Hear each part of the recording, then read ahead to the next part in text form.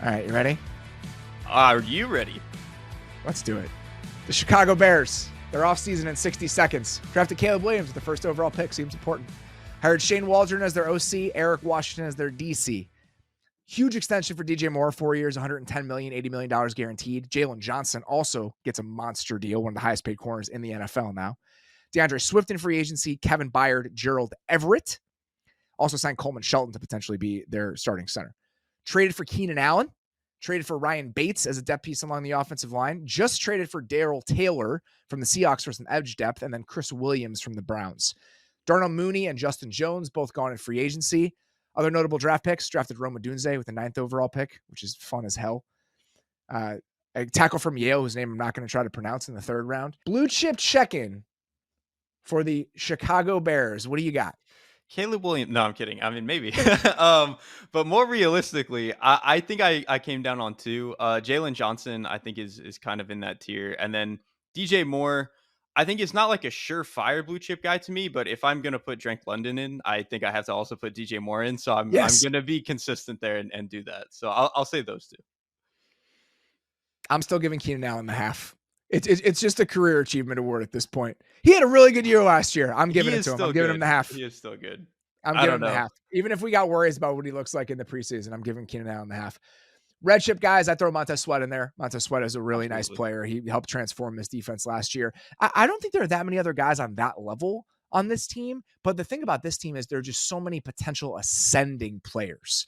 Tyreek Stevenson, Kyler Gordon, Darnell Wright. We'll see what Tevin Jenkins is. Like, there's just a lot of promise on this team considering how young they are. But I don't think that there are any other even red chip guys to mention. Honestly, the one that surprises, and this might even surprise you, but it definitely surprised me considering what I said after they signed him. I think Edmonds played some really, really good ball last year. Like, he played some of the best ball I've seen from him. So I don't know about like quite up to Montez Sweat red chip category, but maybe in that next tier with the guys like Darnell Wright and stuff like that. He played really good ball. The linebacker room is very, very solid. Like TJ Edwards and Tremaine Edmonds, like if that's your 2 linebackers, you're in a pretty good spot considering the state of the position around the league. What significant question marks does this depth chart have in your mind? Still kind of on both trenches. Montez Sweat, that trade was turned out awesome, and he's been really good. Every other edge spot, you're kind of banking on young players who, and I know Austin Booker's looked good in the preseason, but until I see it in the actual season, I'm not going to put too much into rookie. that. Yeah, like let's slow down. I know people are excited, but like let's chill out for a little bit.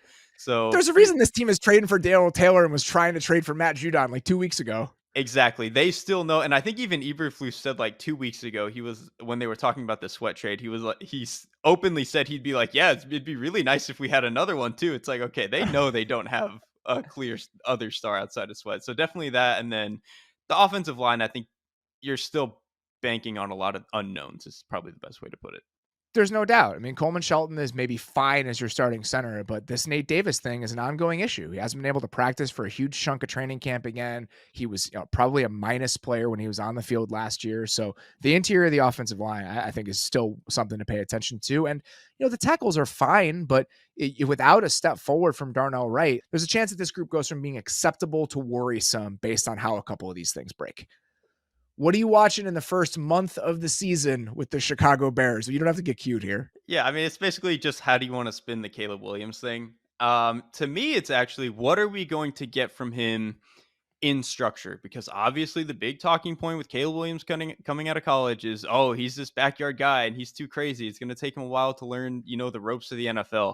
I actually said when he was coming out of college that having a real structured NFL offense that isn't the, Lincoln Riley, we can kind of do whatever we want. It's a lot of BS RPOs. I think having a truly NFL style structured offense is going to be really good for him because he's obviously more than talented enough. His pocket presence is really good. And in the instances where you saw him do real drop back stuff at USC, it was pretty clean. Like, it wasn't always perfect because the offensive line wasn't great and his receivers, especially his final year, weren't as clean as obviously having Jordan Addison before.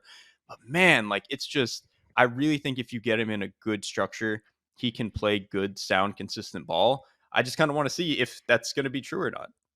I'm with you. I mean, that's to me one of the biggest questions is like, how does he do with the easy stuff? How does he do with the subtle stuff? That's going to determine where this goes because we know the spectacular is going to be on the table. But even some of the stuff he's done in the preseason, like He's spinning into space and looking to throw the ball, or he's doing stuff outside of the pocket on a bootleg, or he's like creating space and time by moving outside of the pocket. He's not a scrambler. He wants to make plays with his arm, even if it's out of the pocket. He does a lot of crazy shit, but it's not for the sake of doing it. Like it's not. I don't think that's necessarily true. I think he's trying to see what he can get away with every once in a while. Did you watch Hard Knocks this week? Okay, there is some of that, but it's like I don't know, man. There's a method to his madness, I think. I think whereas when you watch some of the guys like Baker Mayfield or Zach Wilson, like the obviously not very good guys at this, they're just guessing, bro. I don't think Caleb is guessing. I think he truly knows he can do some insane stuff, and there's like a method to it. I think the ratio of I want to see how cool I can do this versus I'm trying to accomplish something real is correct. Like that throw to Rome in that game. He went up to the ref afterwards and he was just like, "That was cool, huh?" Like he likes to put some sauce on this stuff. And I think I'm fine with that. I am totally fine with him wanting to make like a spectacular play every once in a while. But I think what he'll do in rhythm, on time with the easy stuff is going to dictate where this goes. And that first throw he hit on 3rd and 12 in that first preseason game, the base he plays with, like the nuts and bolts and the foundation of how he plays the position, those are things you can build on. Those aren't question marks. I think it's just about how much he wants to adhere to it when it comes down to it. And I'm curious what the answer to that is going to be. I mean, mine is how good is the guy? Like, that's what I'm watching in the first month of the season. Like, how else do you want to spin this? Like, this is it. What are we doing here? This is all that matters. That's all talent there is. The talent is incredible. And I just am excited to see what it looks like in structure and just within the parameters of an NFL offense. That's it. And like, how quickly do we see a game-changing type of player? Do we see it in the first month of the season? Do we see it in the first half? Do we not see it at all this year? Like, how do we think about him over the course of this year is all that really matters for this franchise. Well, and here's some people have said the thing of, oh, rookie quarterbacks typically aren't that productive. And it's like, that's generally true. One, he's not a typical rookie quarterback. He's incredible. Two, he's stepping into a situation that is obviously better than most rookie quarterbacks get. Significantly better. He's stepping into something that is closer to Dak walking into Dallas or Justin Herbert walking into, Los Angeles, where they had some real pieces that he could throw to. I mean, shoot, Keenan Allen is here. You know what I mean? Like, yeah. He's stepping, or CJ Stroud last year, where obviously it didn't seem like it was going to be that great, but the offensive line played at a higher level. The play caller was really good. Nico Collins took a huge step. Like, that ended up being a great situation. So I think what Caleb is walking into is something more akin to that than, the Urban Meyer Jaguars or some other bad team that, the Sam Darnold Jets. It's not going to be any of that. I was talking to the assistant on their staff, and he said, this is the best skill position group I have ever been around in my entire career, like from top to bottom. And it's hard to argue with that, like with a lot of teams and what they're trotting out there. Like Keenan Allen, even at this stage of his career, if he's your third best receiver by the end of the season, like you're doing pretty good. And we said the offensive line, acceptable is what you're going for here. And I do think there are a lot of paths where they get to acceptable. So I'm with you. I think that he is better positioned for success than so many guys drafted number 1 overall. And part of the reason that it's that their pick, they weren't drafting number 1 overall. Like the sheer luck and fortune that has allowed them to arrive in this moment is kind of insane.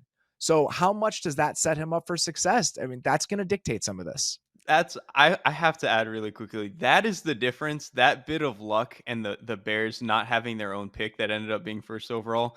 That's the difference between what we're going to get from Caleb as a rookie versus like what we got from Trevor as a rookie, where that was an actually bad first overall team. This is a team that was almost a playoff team who kind of has lucked into a star player. I'll be curious to see what the offense looks like around him, just because in Seattle, they played in all these super wide formations. It was very outside the numbers. And I think, again, talking to people there, that was more an expression of the talent that they had there more than how they wanted the offense to be structured. Tyler Lockett weighs 180 pounds. He's a vertical player. DK Metcalf, for all of his strengths, is kind of limited in what you can ask him to do. This Bears team, their top 8 skill position players all weigh at least 210 pounds. That's what I'm talking about. That's an offense. It's just a weird sort of team in the modern age when every team has one undersized receiver.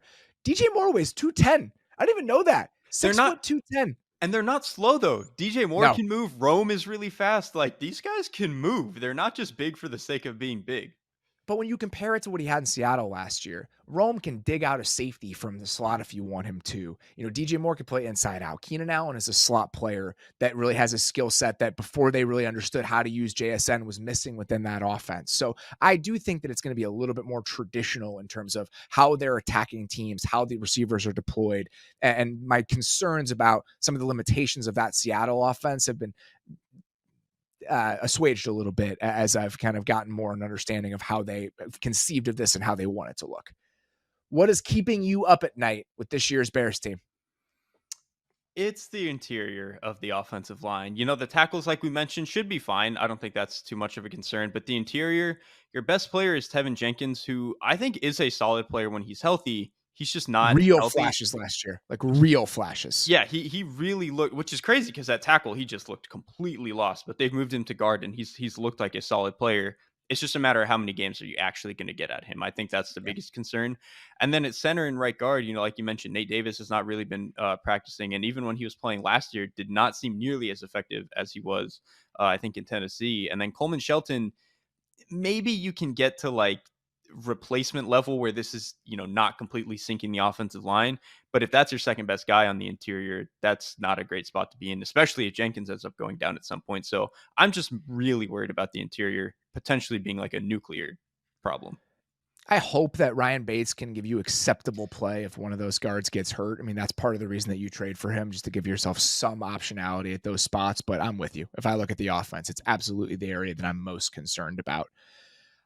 Mine is more existential than anything else. Like, what's keeping me up at night other than 37 years of consistent disappointment?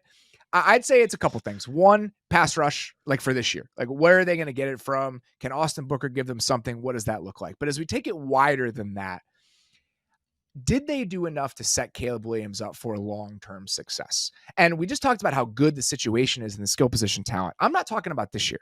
I'm talking about his entire career trajectory. Because you bring Eberflus back because of what you got on defense in the back half of last season. But by doing that, you have a defensive-minded head coach where you're just kind of picking from who's available to be your offensive play caller. You go get a guy like Shane Waldron who is capable, but I think that the ceiling on how good your offensive ecosystem can be is defined with a guy like Shane Waldron. We know he can do the job, but I think that there are more intriguing options out there this offseason with a potentially higher ceiling. A guy like Zach Robinson, who knows what it'll be. But I do think that those sort of options were available. So by doing it the way that you did it, where you bring Eberflus back and you go get a guy like Waldron, it does feel like the ceiling is a little bit capped.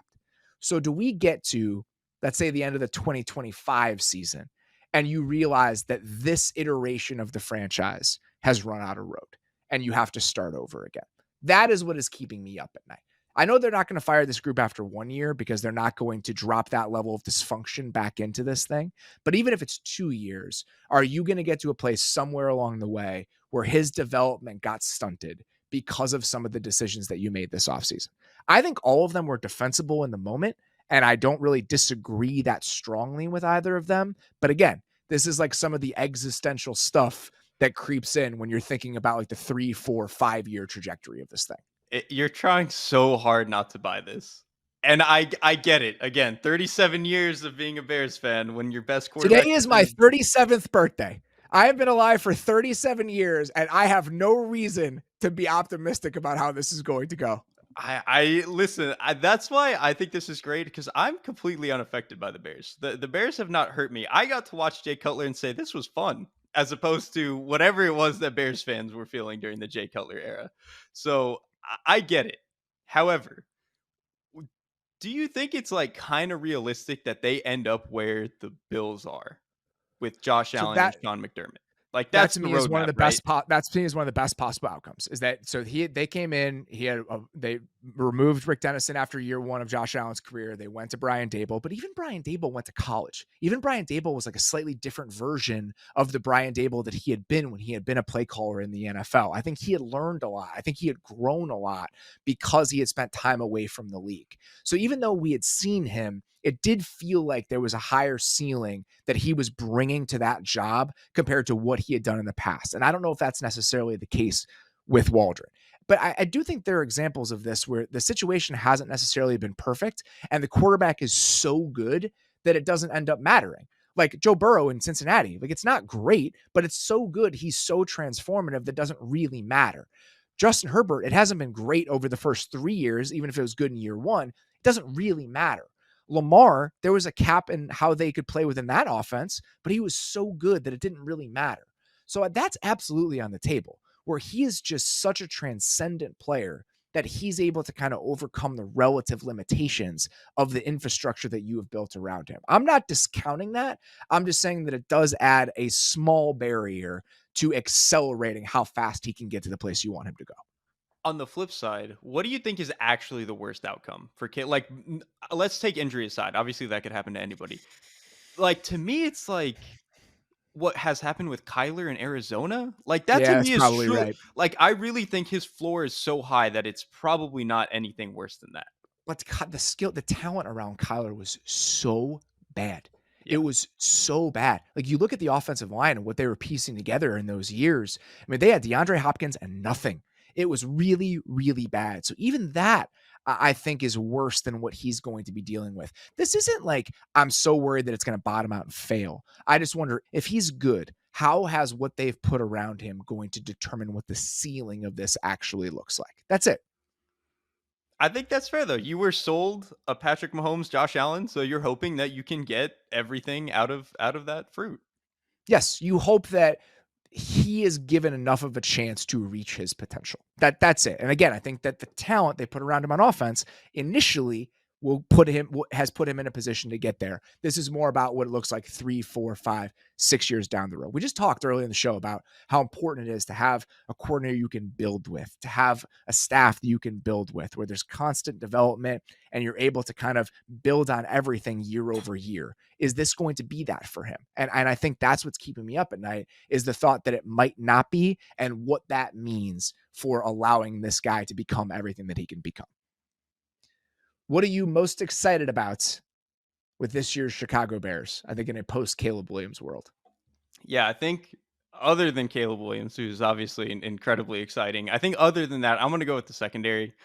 You have two corners who, to me, I think you already feel really good about in Jalen Johnson. Obviously, they paid him. Kyler Gordon has looked really, really good since basically he came back last year and has played more of the nickel. He's looked really Awesome awesome. player. Yeah, and it's not even just coverage. He's one of those nickels who is just absolutely crazy person when he needs to come down and tackle, whether it's screens, run game, all He that stuff. lowered the boom on a sack in the preseason. Dude, yeah, that when you're doing that in the preseason, you are clearly your brain is working in a different way. But that's what you want out of your slot player. You need a guy It sure is, boy. yeah, you need those guys, especially like we said, in the modern NFL, you need one of those. So they've got one.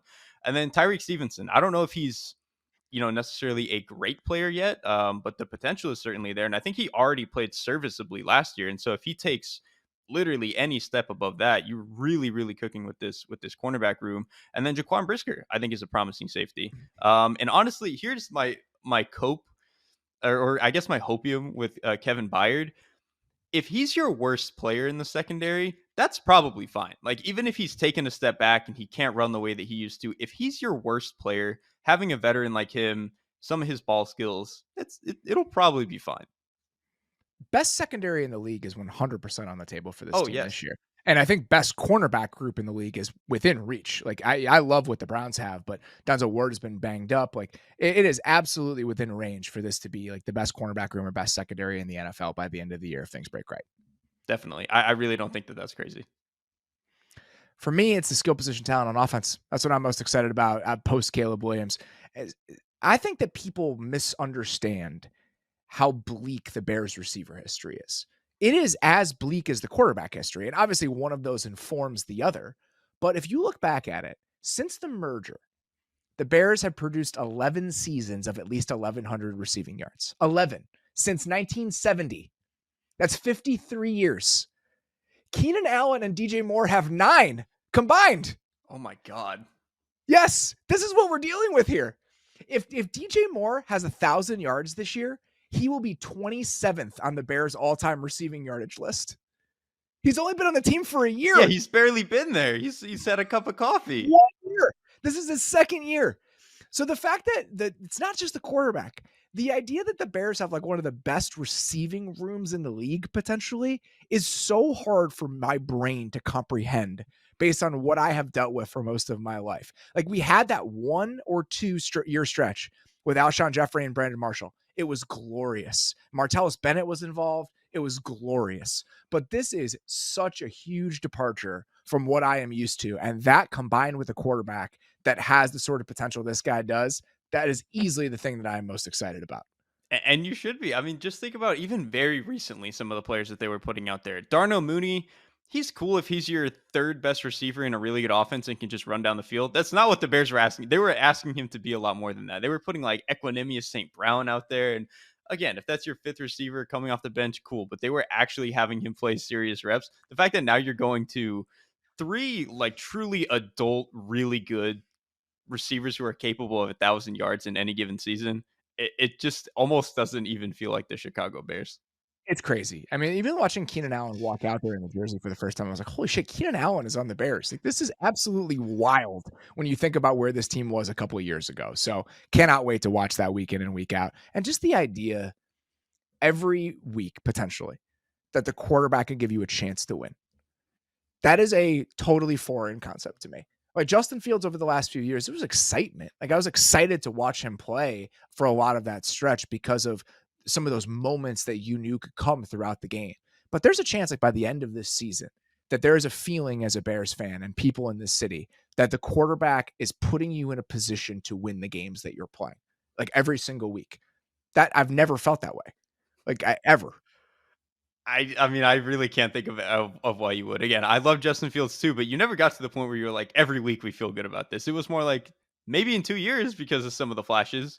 But Williams, like you said, by December we might be like, oh, he's already one of those guys, and we don't even have to think about it anymore. That would be fast, right? Like that would be very quick for a rookie for you to feel that way by the end of his first year. But if we can at least feel by the time the season ends that we're on that road, and by the start of next year you feel like you're going to be there, again, that is very far away from most of the things that I have dealt with in that area. Most important supporting character on the Bears in your mind is Every single person getting after the quarterback other than Montez Sweat. So that is like a lot of people. That's like 6 or 7. You could throw the defensive tackles in there if you want. I don't really care. But every person outside of Montez Sweat getting to the quarterback. Because even when they traded for him last year, they were like 23rd, 24th in pressure rate or something like yes. that. They were not getting after the quarterback. I think the way they were hoping that trade would transform them. Obviously, they were a really good defense anyway. But man, if they can get closer to like even just slightly above average, if they can be 15th in pressure rate this year with some of the what they're going to get out of the secondary, dude, they could be 15th would be insane. amazing. If they were 15th with the secondary, that would be music to my ears because I'm just worried that it's going to be like a bottom quarter of the league unit and that it's going to torpedo the talent that they have on the back end and it's going to make it not matter. So I'm with you. I think the lines on both sides of the ball, like to me, it's Gervon Dexter. Like, can Gervon Dexter be that guy who takes a big step forward in year 2? You've heard all offseason about how he's transformed his body and how he looks different. Can you add a guy who's a real difference maker as a pass rusher in the interior combined with Montez Sweat? And what does that end up looking like? I think that's going to go a long way in dictating how this defense feels over the course of the year. What counts as a successful season for the Chicago Bears? First and foremost, obviously, it's just Caleb looking like everything that he was sold to be, which pretty much anything after that is just nonsense. As long as he looks great, that's perfect. I will say though, because this was a competitive team last year, even without a guy like Caleb Williams, I think they should probably be in the playoff picture, like post Christmas, like those last 2 weeks. They should be on the graphic at least, and they should be. Maybe they just lose a tiebreaker that doesn't get them in, something like that. But they should really be up until the wire a playoff team. I think that's exactly right. I mean, are you playing for a wild card in week 18? Like, are you in that position? I think that you should be. And the other side of it is the quarterback is a guy. And one more layer to this, you establish yourself as a place that gets the most out of its defensive players. Like we talked about the Bills and we talked about that model. Can you be a spot that feels like those Sean McDermott Bills teams where we know that we're going to be a top 8 to 10-ish defense because we lift everybody that walks through here on that side of the ball. And after the way that it went last year with Eberflus calling plays, I don't think that's crazy. Like I do think that could be, they could be that sort of team moving forward. And I think if you're going to retain the guy, that has to be a hallmark for success for this season is for you to get to that sort of spot. Yeah, 100%. You have to prove that it's not just Caleb. It's that Caleb kind of brought this home, but you were already there. I want to be in a place, if I'm the Bears, where I walk into next offseason thinking, all right, If we fill in a couple of these gaps, are we within striking distance of the best team in the league? This is the third youngest team in the NFL last year. And if you look at it, the vast majority of their core guys are 26, 27 years old. I mean, most of the team guys who will make up this roster in 2026, when you think they could be real contenders, aren't going to be 30. Like Kevin Byard and Keenan Allen are the outliers here. You're going to walk into next offseason with like $50 million in cap space, probably. You have 2 second-round picks. Are you going to be in a spot in March when we start free agency and people are saying, man, if they can hit a couple of these and they have one more decent draft, this team could be cooking with gas? And if that's the case, if you're that sort of team, I think that's absolutely a success, kind of no matter what happens in the win-loss column for this year. Right. It should be on the table. I mean, if they win 9 or 10 this year, you go into next offseason, you get maybe a center, you draft a really good, maybe another pass rusher in the second round. It's like, okay, this pretty quickly became a really strong team. And I hope that is the case. I hope we're talking about this team in 2 years like we're talking about the Lions right now. And if we are, I think that's exactly where you want to be. All right. That's all we got. That's the NFC North. That was fun. I was looking forward to that one. How good did Bears Hopium actually feel? I know you tried to fight it a little bit in the middle, but how good did it actually feel to talk about this team like that? I am really excited to watch the season. I'm real when week 1 starts and that game kicks off at noon and I'm turning on Bears Titans. I'm really excited to watch that. And that's really all you can ask for, considering how some of the years have been and just how hopeless so many seasons have started with. Like the Andy Dalton, Nick Foles quarterback battles are just like, I hope that they're a memory, at this point. And I know the Justin Fields thing just happened, but this is different. And it's different because of things we've talked about, like the creativity he has as a thrower, the creativity he has from the pocket. It aligns with the traits that define the best quarterbacks in the NFL. Patrick Mahomes is not Patrick Mahomes because of that stuff. It's not because of the flexible arm. It's because of how he's wired. It's because of how he plays within structure. It's how he understands defenses. It's the quiet stuff. So the fact that the quiet stuff is probably going to dictate how far this goes, not the talent. Like the talent ceiling is sort of unlimited. That feels like a different sort of spot. And I just am excited to see what the process ends up looking like. And that starts in week 1. And I'm really looking forward to it. I just wanted to squeeze out one last little drop of hopium there. So I'm glad we could. I'm excited on your behalf.